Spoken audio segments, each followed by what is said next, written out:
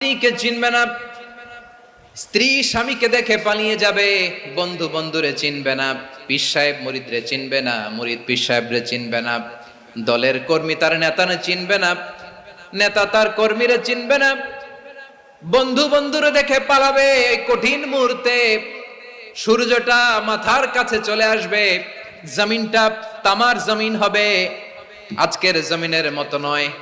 মানুষ ঘর্মাক্ত, ক্লান্ত, শ্রান্ত মাথার মগজগুলো কানের ছিদ্র আর নাকের ছিদ্র দিয়ে বেয়ে বেয়ে পড়বে।